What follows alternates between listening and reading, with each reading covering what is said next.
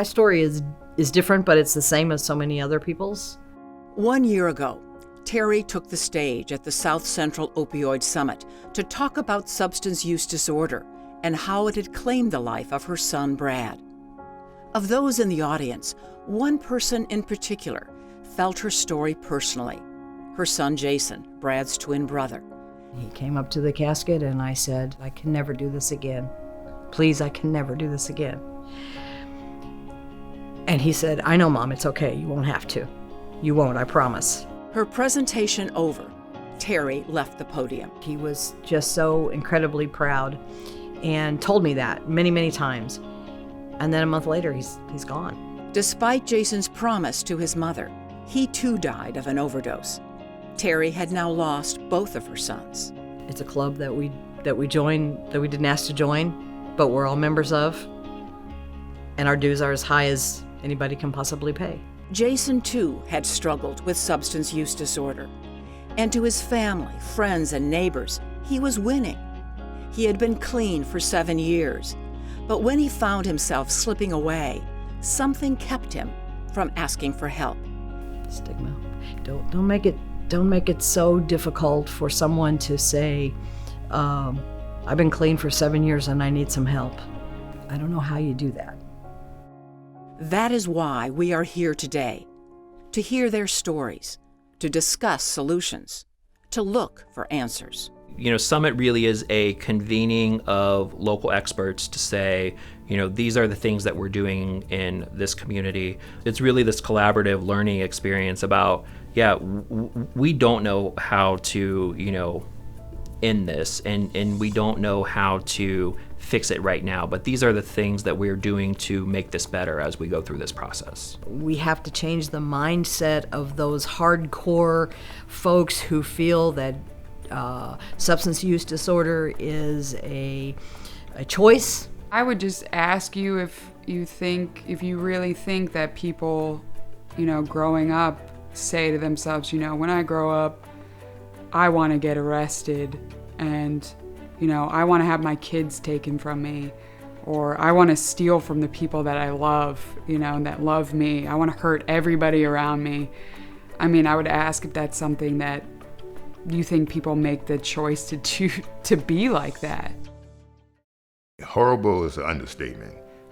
He called himself the benevolent dealer, a mask Ricky hid behind for years, justifying his own drug use by convincing himself that he could protect others from their pain by providing them with drugs. It was a deception that crashed at 3 a.m. one morning when U.S. Marshals came calling. I answered the door, and when they did, they stuck guns to my head and said, "We got a warrant for your arrest." At that point, an alarm went off in my head. I said, "Man, what are you doing?" Ricky took a plea and awaited prison. Out on bond before his incarceration, he attended a group therapy session at the request of his girlfriend, Missy. At the session, Missy apologized to him for all the pain her own chaotic drug use had caused them both. Her honesty transformed him. Ricky became enthusiastic about recovery. Upon returning from prison, he noticed that Martinsville had almost no recovery services. His solution was an unorthodox one. He started his own not-for-profit. I got motivated to want to start carrying the message to the addict who still suffers. But where Missy had helped save Ricky's life, he could not save hers. Well, she called me 24 hours before she overdosed. And she said, "Ricky, how do you do it?" And I had to tell her on the phone. I say, "Because I love who I am today." Ricky's life began to improve steadily. He got married and had a family. Sadly, Ricky remains no stranger to heartbreak. For on the day before this interview was taped, Ricky lost his stepson to an overdose. I just pray one day that all the ministers in the world, all the better people who think you can just walk away from the disease of addiction, get a better understanding about what the disease is all about. Part of learning how to cope with the effects of substance use disorder is learning how to navigate the legal system designed to control it. I was terrified. I was scared. I remember just feeling so alone and thinking, what am I going to do? Like, I have nobody to help me out of the system. Tammy was no stranger to the legal system. Taking prescription painkillers because she had been injured in an accident, she became hooked on them. Her chaotic drug use meant that she had to find ways to finance her need. Tammy began stealing from friends and family and shoplifting from local stores. And you think the whole time, like, I can fix this before they know. And then before you know it, you've got 20 items that you've stolen from them, and there's no replacing them. But you keep telling yourself that it's going to be okay. You convince yourself, your addiction convinces you that it's all going to be okay, but in the end, it's not. Sitting in jail after she was arrested for running up thousands of dollars in stolen credit cards, Tammy, like Ricky before her, had her own wake-up call. I went to court, and my attorney told me, he said, you're going to do your time, you're not going home. And I said, no, I want to talk to the judge because I'm going to tell her. He was like, it's not going to do any good because she's sick of hearing what you have to say, because it's just, you know, you tell her one thing, you don't do it. And I said, if you're tired, imagine how tired I am. But Tammy caught a break when a sympathetic judge mixed the rules with compassion. She said, it's against my better judgment. You guys are going to think I'm crazy, but I'm going to give her one more chance. And I ran with that chance. There are other communities, who believe that they can arrest their way out of substance use issues. If we've done nothing to help address the issue that led them to have that law enforcement encounter, that led them to that period of incarceration, they're returning to this community, and they will go back to the same place that they were. You can't change things overnight, especially whenever you've been digging yourself into a hole for many years. You have to have time to undig yourself. Navigating the legal system is one thing. Finding a job is another. Growing up in Florida, Ariel admits that connecting with others had always been difficult, and that she found her escape from depression by using drugs. That escape led her to many encounters with the law, each one more serious than the one before it, until she faced a sentence of 15 years in prison. But that didn't happen, and she began the long road to recovery. It was time to pick up the pieces. But how? How do you move forward when every step you take, essentially, there's this big, kind of elephant in the room? Her job search had become an endless series of background checks, unreturned calls, and discarded resumes.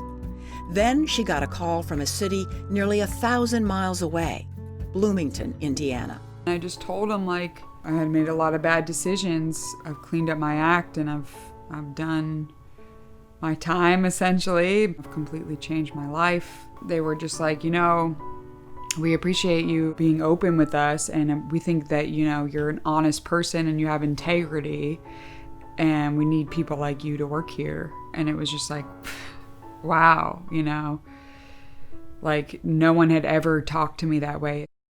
I think that our community is in a better place now. A lot of people are coming together and realizing, let's work with people. Let's try to help them get jobs. Let's try to help them get homes. Let's help build their lives. The tide is turning, so the number of overdose deaths are decreasing.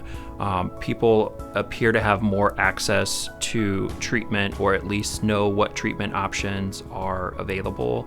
And folks with substance use disorders appear to be having an easier time gaining employment. August 14th of this year, Jim Carroll, the head of the White House Office of National Drug Control Policy, visited Indiana to talk with state leaders about the opioid crisis.